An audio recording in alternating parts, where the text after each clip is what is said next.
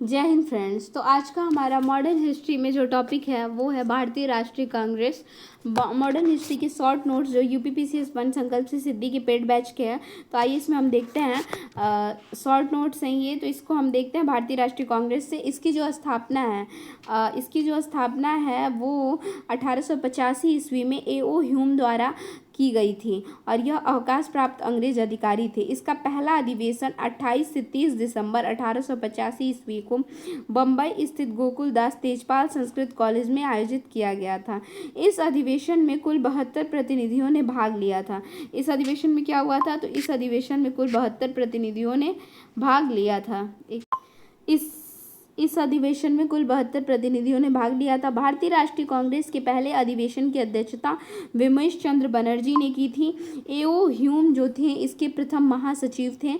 भारतीय राष्ट्रीय कांग्रेस की स्थापना के समय जो भारत के वायसराय थे वो लॉर्ड डफरिन 1884 लेके 1888 तक रहे। भारतीय राष्ट्रीय कांग्रेस की स्थापना के समय भारत के वायसराय कौन थे? तो लॉर्ड डफरिन थे और ये 1884 से लेकर 1888 तक रहे। डफरिन ने कांग्रेस को सूक्ष्मदर्शी अल्पसंख्यकों की संस्था कहकर मजाक उड़ाया था। डफरिन ने क्या भाई, डफर था ना तो कुछ भी बोल सकता है, ऐसे याद कर लीजिए कि सूक्ष्मदर्शी वो अल्पसंख्यकों की संस्था कौन कहेगा? जो डफर होगा तो डफरिन। और भारतीय राष्ट्रीय कांग्रेस के सर्वप्रथम मुस्लिम अध्यक्ष बदरुद्दीन तैयब जी थे। इन्होंने 27 से 30 दिसंबर मद्रास अधिवेशन 1887 की अध्यक्षता की थी। भारतीय राष्ट्रीय कांग्रेस का प्रथम निर्वाचित यूरोपीय अध्यक्ष जॉर्ज यूले था। इन्होंने चतुर्थ अधिवेशन जो है वो 1888 ईस्वी की अध्यक्षता में की थी। नेक्स्ट हम देख लेते हैं यहाँ पे भारतीय राष्ट्रीय कांग्रेस की प्रथम महिला अध्यक्ष एनी बेसेंट थी। इन्होंने 1917 में अध्यक्षता की थी। और बाल गंगाधर तिलक ने भारतीय राष्ट्रीय कांग्रेस की अध्यक्षता कभी नहीं की। तो इम्पॉर्टेंट है यहाँ पे कि बाल गंगाधर जो तिलक थे उन्होंने कभी भी जो अध्यक्षता नहीं की। लाला लाजपत राय ने 1920 में कलकत्ता में विशेष अधिवेशन की अध्यक्षता की थी। तो लाला लाजपत राय 1920। और वहीं कांग्रेस के प्रथम भारतीय महिला अध्यक्ष सरोजनी नायडू वर्ष 1925 में कानपुर में 40वें वर्षगांठ के अधिवेशन की अध्यक्षता की। लखनऊ अधिवेशन 1916। भारतीय राष्ट्रीय कांग्रेस का लखनऊ अधिवेशन 1916 में आयोजित किया गया था। इसी अधिवेशन में उग्रवादियों को पुनः कांग्रेस की वापसी हुई। उग्रवादियों को क्या हुआ? तो पुनः कांग्रेस की वापसी। और लखनऊ अधिवेशन में ही लखनऊ अधिवेशन में ही बाल गंगाधर तिलक ने कहा कि स्वराज मेरा जन्मसिद्ध अधिकार है, मैं इसे लेकर रहूंगा। लॉर्ड कर्जन ने सन 1900 ईस्वी में कांग्रेस के बारे में कहा था कि कांग्रेस पतन के लिए, किसने कहा था? तो कर्जन ने कहा था। भाई कर्जा लिया था इसलिए ऐसा बोला कि कांग्रेस पतन के लिए लड़खड़ा रही है। मेरी सबसे बड़ी अभिलाषा है कि मैं जब तक भारत में हूँ कांग्रेस की शांतिपूर्ण समाप्ति में सहयोग करना। भारत की स्वतंत्रता प्राप्ति के बाद भारतीय राष्ट्रीय कांग्रेस को समाप्त करने का सुझाव महात्मा गांधी ने दिया था। फिर है अमृतसर के भारतीय राष्ट्रीय कांग्रेस अधिवेशन 1919 के प्रस्ताव के अनुसार महात्मा गांधी द्वारा कांग्रेस का नया संविधान जो है वो लिखने हेतु NC केलकर द्वारा IB सेन को महात्मा गांधी के सहयोग हेतु चुना गया। फिर है कांग्रेस का बम्बई अधिवेशन 1915 में, जो कि लॉर्ड वेलिंगटन ने भाग लिया था। यह वर्ष 1931-36 का भारत का गवर्नर जनरल रहा। भारतीय राष्ट्रीय कांग्रेस के नागपुर अधिवेशन में 1920 की अध्यक्षता C विजय राघव चेरियार ने की थी। किसने किया था? तो 1920 में C विजय राघव चेरियार ने किया था। फिर है लखनऊ अधिवेशन। लखनऊ अधिवेशन 1916 में अंबिका चरण मजूमदार, कलकत्ता में 1917 में एनी बेसेंट, अमृतसर अधिवेशन 1919 में मोतीलाल नेहरू, गया में अधिवेशन 1922 में चित्तरंजन दास, बेलगांव अधिवेशन महात्मा गांधी, कानपुर अधिवेशन सरोजनी नायडू 1925 में, मद्रास, ये थोड़ा इंपॉर्टेंट है, जो इंपॉर्टेंट है मैं इधर टिक करूंगी। मद्रास 1927 में डॉक्टर AM अंसारी, लाहौर 1929 में जवाहरलाल नेहरू, कराची अधिवेशन 1931 में सरदार पटेल, बम्बई अधिवेशन तो 1934 में डॉक्टर राजेंद्र प्रसाद। बम्बई अधिवेशन से कौन थे? 1934 में डॉक्टर राजेंद्र प्रसाद। वहीं लखनऊ अधिवेशन 1936 में जवाहरलाल नेहरू, हरिपुरा अधिवेशन 1938 में सुभाष चंद्र बोस, रामगढ़ अधिवेशन 1940 में अबुल कलाम आज़ाद और मेरठ अधिवेशन मेरठ में 1946 में जेवी कृपलानी और नासिक में 1950 में पुरुषोत्तम दास टंडन। अखिल भारतीय हरिजन सेवक संघ की स्थापना वर्ष 1932 में महात्मा गांधी ने की थी। अबुल कलाम आज़ाद वर्ष 1940-41 ईस्वी तक लगातार 6 वर्षों तक भारतीय राष्ट्रीय कांग्रेस के अध्यक्ष थे। आज़ादी के पूर्व यह सबसे लंबा कार्यकाल था। अबुल कलाम आज़ाद जो थे वो लगातार 6 वर्षों तक भारतीय राष्ट्रीय कांग्रेस के अध्यक्ष थे और ये आज़ादी के पूर्व यह सबसे लंबा कार्यकाल था। भारत की स्वतंत्रता के समय जो कांग्रेस के अध्यक्ष थे वो जेवी कृपलानी थे। जन गण मन पहली बार गायन भारतीय राष्ट्रीय कांग्रेस के 1911 कलकत्ता अधिवेशन में हुआ था। बाल गंगाधर तिलक ने अंतिम रूप से भारतीय राष्ट्रीय कांग्रेस के अमृतसर अधिवेशन की अध्यक्षता की थी। बाल गंगाधर तिलक ने क्या था तो अंतिम रूप से भारतीय राष्ट्रीय कांग्रेस के अमृतसर अधिवेशन में देखिए अमृतसर अधिवेशन की अध्यक्षता की 1 अगस्त 1920 में इनका जो है अमृत देखिए 1920 में इनका देहांत हो गया था। तो ये सारे इम्पॉर्टेंट है कि कब हुआ और किसने अध्यक्षता की थी। नेक्स्ट जो हमारा टॉपिक है वो है कांग्रेस में गरम और नरम दल। तो आइए देखते हैं। उदारवादी राजनीति या राजनीतिक भिक्षावृत्ति के युग में अधिकांश नरमपंथी जैसे कि दादा भाई नौरोजी, फिरोज शाह मेहता, दिनेश वाचा, विमल चंद बनर्जी व सुरेंद्र नाथ बनर्जी आदि लोग शहरी क्षेत्रों से संबंधित थे। ये लोग कहाँ से संबंधित थे तो ये शहरी क्षेत्रों से संबंधित थे। उदारवादी जो काल है वो 1885 से 1905 में कांग्रेस पर समृद्धशाली मध्यम वर्गीय बुद्धिजीवियों का अधिकार था। ये प्रतिनिधि बड़े बड़े नगरों से आते थे। कहाँ से आते थे ये तो बड़े बड़े नगरों से आते थे। जन साधारण से इनका कोई संपर्क नहीं था। दादा भाई नौरोजी जो थे वो उदारवादी दल के एक प्रमुख नेता थे। दादा भाई नौरोजी कौन थे तो ये उदारवादी दल के एक प्रमुख नेता थे। इन्होंने भारत के लिए स्वराज मांगा। 1904 में इंटरनेशनल सोशलिस्ट कांग्रेस में पहली बार रखी थी। इन्होंने क्या किया था तो उदारवादी दल के लिए प्रमुख नेता थे ये और इन्होंने भारत के लिए स्वराज की मांग की। और ये बात कब रखी तो 1904 में ये इंटरनेशनल सोशलिस्ट कांग्रेस में पहली बार ये बात रखे थे। दादा भाई नौरोजी की जो अध्यक्षता में 1905 में दादा भाई नौरोजी की अध्यक्षता में 1905 में कांग्रेस के बनारस अधिवेशन में भी स्वशासन की बात रखी थी और इन्होंने 1887 ईस्वी में भारतीय सुधार समिति की स्थापना की थी। क्वेश्चन पूछ सकता है कि भारतीय सुधार समिति की स्थापना किसने की थी तो दादा भाई नौरोजी ने की थी। प्रमुख उग्रवादी या गरम दल के नेता जैसे कि कांग्रेस के उग्रवादी दल के उग्रवादी चरण जो था वो 1905 से लेकर 1919 तक था और इनका कब था तो 1885 से लेकर 1905 तक और उसके बाद 1905 से लेकर 1919 तक जो था उग्रवादी चरण आया। इस चरण में नेताओं ने स्वराज प्राप्ति को ही अपना प्रमुख लक्ष्य व उद्देश्य बनाया। उग्रवादी विचारधारा के प्रमुख नेता विपिन चंद्र पाल, बाल गंगाधर तिलक, लाला लाजपत राय, अरविंद घोष आदि प्रमुख नेता थे। इसमें जैसे कहा जाता है ना कि जैसे कि कहा जाता है कि लाल ठीक है बाल और पाल ये तो प्रमुख थे। लाल पाल देखिए हम ऐसे बना भी देते हैं कि लाल बाल पाल ने घोष किया। क्या तो लाल बाल पाल मतलब कि लाल से लाला लाजपत राय, बाल गंगाधर तिलक और विपिन चंद्र पाल ने घोष किया तो अरविंद घोष ये प्रमुख नेता थे गरम दल के। बाल गंगाधर तिलक के बारे में पढ़ते हैं कि इन्होंने भारतीय राष्ट्रीय कांग्रेस के विरुद्ध अनुनय विनय और विरोध की राजनीति का आरोप लगाया। तिलक ने कहा कि हमारा उद्देश्य आत्मनिर्भरता है, भिक्षावृत्ति नहीं। इसी क्रम में तिलक ने नारा दिया कि स्वराज हमारा जन्मसिद्ध अधिकार है, मैं इसे लेकर रहूंगा। बाल गंगाधर तिलक ने 1893 ईस्वी में गणपति महोत्सव तथा 1895 में शिवाजी महोत्सव की शुरुआत की थी। तो क्वेश्चन पूछ सकता है कि गणपति महोत्सव की स्टार्ट किसने किया था तो ये बाल गंगाधर तिलक ने 1893 में और वहीं 1895 में शिवाजी महोत्सव की शुरुआत करवाई। बाल गंगाधर तिलक को सर वैलेंटाइन सिरोल ने अशांति का जनक कहकर संबोधित किया। वर्ष 1908 में बाल गंगाधर तिलक को केसरी में प्रकाशित लेखों के आधार पर राजद्रोह का मुकदमा चलाकर 6 वर्ष की कारावास की सजा देकर मांडले जेल म्यांमार भेज दिया गया था। फिर है तिलक को सजा सुनाए जाने के बाद प्रसिद्ध विद्वान मैक्स मुलर ने तिलक की वकालत की थी और कहा कि संस्कृत के एक विद्वान के रूप में तिलक में मेरी दिलचस्पी है। किसने कहा था? मैक्स मुलर ने, कि भाई संस्कृत के एक विद्वान के रूप में तिलक में मेरी दिलचस्पी है। तिलक ने धर्म को राजनीतिक अस्त्र के रूप में प्रयोग किया था। अब हम पढ़ेंगे बाल गंगाधर तिलक के बारे में पढ़ा, विपिन चंद्र पाल के बारे में पढ़ेंगे। तो ये उग्रवादी नेता थे गरम दल के। उन्होंने कांग्रेस को भीख मांगने वाली संस्था कहा और कांग्रेस को याचना संस्था की संज्ञा दी। विपिन चंद्र पाल ब्रह्म समाज से जुड़े हुए थे और एक समाज सुधारक और राष्ट्रवादी थे। वर्ष 1901 में उन्होंने न्यू इंडिया नामक साप्ताहिक पत्रिका के माध्यम से पंथ निरपेक्षता राष्ट्रवाद की घोषणा की थी। लाला लाजपत राय एक प्रसिद्ध उग्रवादी नेता थे। वे पंजाब केसरी के नाम से प्रसिद्ध थे।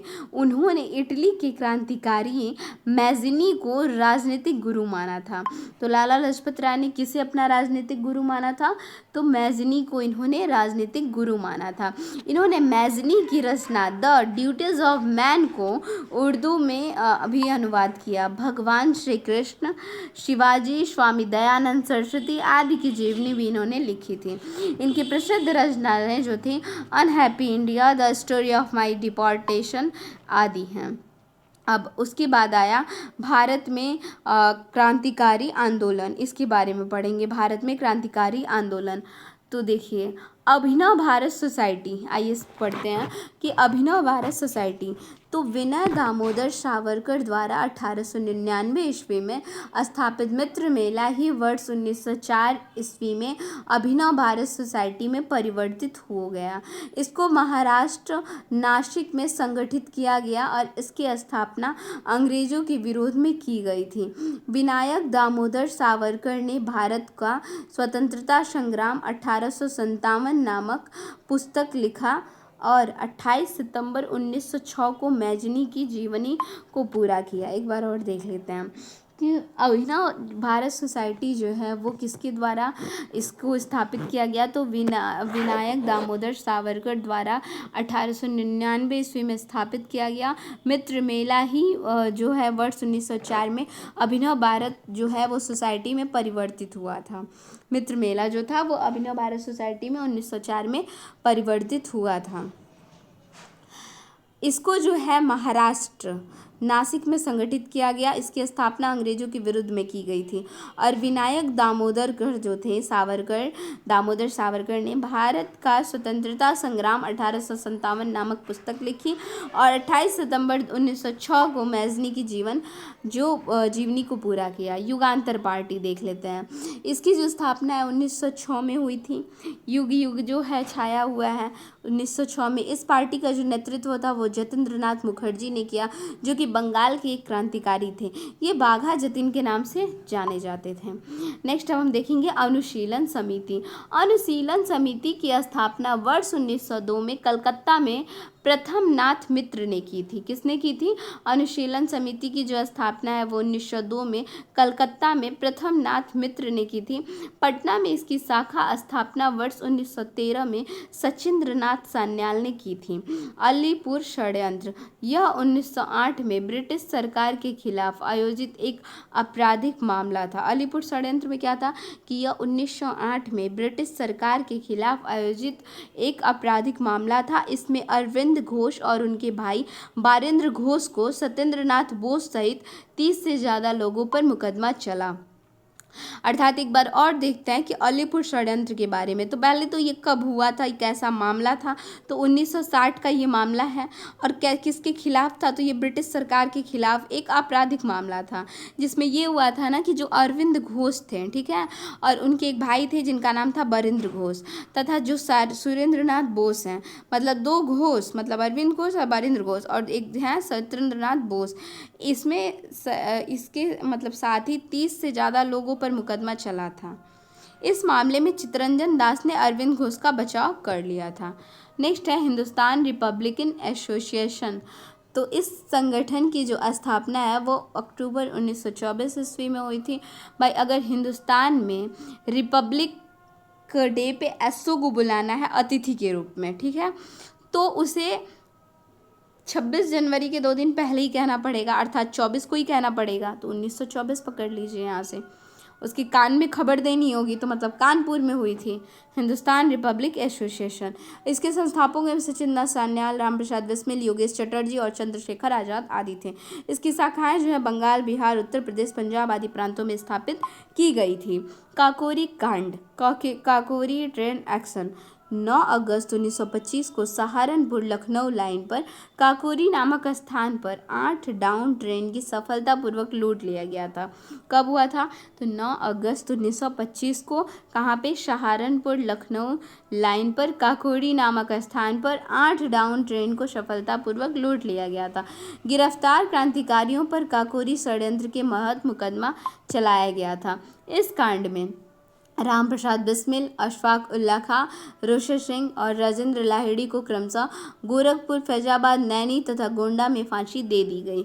चंद्रशेखर आज़ाद जो थे वो फरार हो गए थे। अंत में 27 फरवरी 1931 की वर्तमान प्रयागराज में अल्फ्रेड पार्क सहित चंद्रशेखर पार्क में पुलिस मुठभेड़ में खुद को गोली से मार लिए। कब मारे थे? तो देखिए डेट थोड़ा इंपॉर्टेंट है। पहली बात तो काकोरी कांड कब हुआ था? तो सबको पता है कि ये कांड जो है वो 1925 में हुआ था, बट कब हुआ था? तो 9 अगस्त 1925 में हुआ था। ठीक है, तो 9 अगस्त मतलब जब काकोरी कांड हुआ था ना, तो लोग कह रहे थे कि जो 9 लोग हैं वो गस्त हो गए हैं, तो 9 अगस्त 1925 हो गया।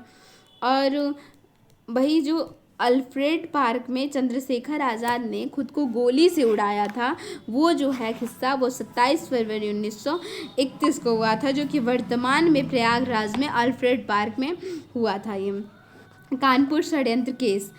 कम्युनिस्टों के बढ़ते प्रभाव को रोकने के लिए कानपुर में एक षड्यंत्र को आधार बनाकर कुछ कम्युनिस्टों पर मुकदमा चलाया गया और इस पर भारत में क्रांतिकारी संगठन की स्थापना का आरोप था। नेक्स्ट, इससे ऐसे डांगे कौन थे? तो इससे ऐसे डांगे और मुजफ्फर अहमद ऐसे डांगे मुजफ्फर अहमद, शौकत उस्मानी, नलिनी गुप्ता आदि को कारावास की सज़ा सुनाई गई थी। हिंदुस्तान सोशलिस्ट रिपब्लिकन एसोसिएशन कौन कौन थे? तो हिंदुस्तान सोशलिस्ट रिपब्लिक एसोसिएशन, इसकी जो स्थापना है वो सितंबर 1928 में चंद्रशेखर आज़ाद के नेतृत्व में दिल्ली के फिरोज शाह कोटला मैदान में की गई थी। हिंदुस्तान में अगर सोशलिस्ट तरीके से रिपब्लिक डे मनाना है, या फिर देखिए हिंदुस्तान में अगर सोशल तरीके से या फिर सोशल मतलब ऐसे देखिए, हिंदुस्तान में सोशलिस्ट तरीके से अगर रिपब्लिक डे मनाना है, सोशलिस्ट रिपब्लिक एसोसिएशन, या फिर हिंदुस्तान में सोशल मीडिया पे अगर रिपब्लिक डे मनाना है, तो एसओ साहब जो होते हैं वो क्या करते हैं? तो वो उनकी जो दो कौड़ी की ठाठ होती है ना, वो ख़त्म हो जाती है। तो 2 कौड़ी की ठाठ जो होती है वो 2 से और 8, और हिंदुस्तान सोशलिस्ट रिपब्लिक एसोसिएशन ऐसे पकड़ लीजिए भाई, क्योंकि 2 कौड़ी की ठाठ इसलिए ख़त्म हो जाएगी कि भाई सोशल मीडिया पे जब रिपब्लिक डे मनेंगे तो अतिथि के रूप में एसओ को बुलाया नहीं जाएगा। तो हिंदुस्तान सोशलिस्ट रिपब्लिक एसोसिएशन जब भी पूछेगा तो 1928, और ये जो था ये चंद्रशेखर आज़ाद के नेतृत्व में दिल्ली के फिरोज शाह कोटला मैदान में किया गया था। इसका उद्देश्य था भारत में समाजवादी गणतंत्रवादी राज्य की स्थापना करना। इसके मुख्य नेता थे विजय कुमार सिन्हा, शिव वर्मा, भगत सिंह, जयदेव कपूर, भगवती चरण वोहरा और सुखदेव देव थे। हिंदुस्तान सोशलिस्ट रिपब्लिक एसोसिएशन का जो पहला कार्य था वो साइमन कमीशन के विरोध के समय लाला लाजपत राय पर लाठियों से प्रहार करने वाले पुलिस अधीक्षक सैंडर्स की दिसंबर 1930 में भगत सिंह, चंद्रशेखर आज़ाद और राजगुरु द्वारा हत्या की गई थी। नेक्स्ट है सेंट्रल असेंबली बम कांड। सॉरी, एक बार और देखते हैं यहाँ से। ये हमारा है टॉपिक सेंट्रल असेंबली बम कांड। तो हिंदुस्तान सोशलिस्ट रिपब्लिकन एसोसिएशन के 2 सदस्य थे, बटुकेश्वर दत्त व भगत सिंह ने 8 अप्रैल 1929 को, जिस समय ट्रेड डिस्प्यूट बिल तथा सेफ्टी बिल पर बहस चल रही थी, केंद्रीय विधानमंडल में बम फेंका और इसका उद्देश्य बहरे कानों तक अपनी आवाज़ पहुंचाना मात्र था। इसका उद्देश्य क्या था? सेंट्रल असेंबली पे बम पहली बात तो कब हुआ था? तो बटुकेश्वर दत्त और भगत सिंह के द्वारा। और इसमें ये 8 अप्रैल 1929 को इसमें ये था कि बहरे कानों तक बस अपनी आवाज़ को पहुंचाना। लाहौर षड्यंत्र केस 1929 के तहत 24 क्रांतिकारियों के ऊपर मुकदमा चलाया गया। भगत सिंह, सुखदेव, राजगुरु पर मुकदमा चलाकर फांसी की सजा सुनाई गई। 23 मार्च 1931 को भगत सिंह, सुखदेव तथा राजगुरु को फांसी दे दी गई थी। 23 मार्च 1931 को प्रसिद्ध इंकलाब जिंदाबाद का नारा भगत सिंह ने दिया और भगत सिंह का स्मारक जो है वो फिरोजपुर में है। मुजफ्फरपुर बम कांड 1908 में खुदीराम बोस और प्रफुल्ल चाकी ने किंग्सफोर्ड पर बम फेंका था। मुजफ्फर बम कांड कब हुआ था? तो 1908 में, और इसी में खुदीराम बोस और प्रफुल्ल चाकी ने किंग्सफोर्ड पर बम फेंका था। और नेक्स्ट हम देखें, यहाँ से बहुत इंपॉर्टेंट सारा प्रमुख षड्यंत्र और उससे जुड़े व्यक्ति। देखिए, हावड़ा षड्यंत्र प्रकरण 1910 में हुआ था। तो हावड़ा जब ट्रेन चलती है तो लोग कहते हैं कि बस करो, अब बहुत जल्दी पहुंचने वाले हैं, तो 10 से हम ले लेंगे बस करो तो 10 और 1910 हो जाएगा, बहुत जल्दी हम पहुंचने वाले हैं, लोग अपने मुख से कहते हैं। जतिंद्रनाथ मुखर्जी, तो मुख से तो मुखर्जी हो गए। लाहौर षड्यंत्र केस 1916 और 1930 में, तो ये 1916, तो लाहौर से ऐसे उन्हें लोहे की तरह थे उस टाइम 16 साल के लड़के और 16 से 30 साल के लड़के जो भी थे, तो 1916 और 30 कैसे थे? तो लोहे की तरह थे। राजगुरु, भगत सिंह, बटुकेश्वर दत्त। दिल्ली षड्यंत्र केस तो 1914 में हुआ था। तो उसमें 19 दिल्ली में जाना है तो चारों ओर से दिल्ली जाके कमाएंगे तो चारों ओर से क्या हो जाएगा? अमीर हो जाएंगे। तो 1914 अमीर हो जाएंगे सारे बिहारी।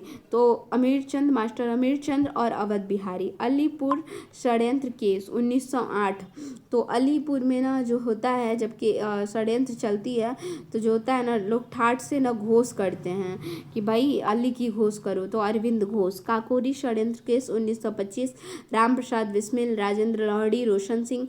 और नासिक षड्यंत्र केस, तो नासिक मतलब ना और फिर क्या है? सीख, तो नासिक ऐसे लिखिए, ना और सीख, तो मतलब कि नो, ना से नो। तो 1909 और विनायक देश पांडे, अपने देश के बारे में नासिक। मेरठ षड्यंत्र केस 1929 में S.A. डॉगे, शौकत उस्मानी। जतिन दास जो थे वो लाहौर षड्यंत्र केस के अंतर्गत गिरफ्तार किए गए और राजनीतिक बंदी का दर्जा प्राप्त करने के लिए 63 दिन की भूख हड़ताल के बाद 13 दिसंबर 1929 को इनकी मृत्यु हो गई थी। चटगांव शस्त्रागार कांड, इसको मास्टरदा नाम से प्रसिद्ध सूर्यसेन ने आयोजित किया था। सूर्यसेन ने बंगाल में इंडियन रिपब्लिकन आर्मी की स्थापना की थी और इसके सदस्यों में थे अनंत सिंह, लोकीनाथ, प्रीतिलता वाडेकर, गणेश घोष, कल्पना दत्त शामिल थे। सूर्यसेन ने क्या किया था कि बंगाल में इंडियन रिपब्लिकन आर्मी की स्थापना की थी और इसके सदस्यों में कौन कौन थे? तो अनंत सिंह, लोकीनाथ, प्रीतिलता। चटगांव में देखिए, चटगांव तो मास्टरदा पता ही है, सूर्यसेन। थोड़ा सा मुझे ना ये चीज़ नया लग रहा है, मैं इसे याद करने की कोशिश करती हूँ कि जो सूर्यसेन ने किसने, तो सूर्यसेन ने जो इंडियन रिपब्लिकन आर्मी की स्थापना की थी, इसके सदस्य कौन थे?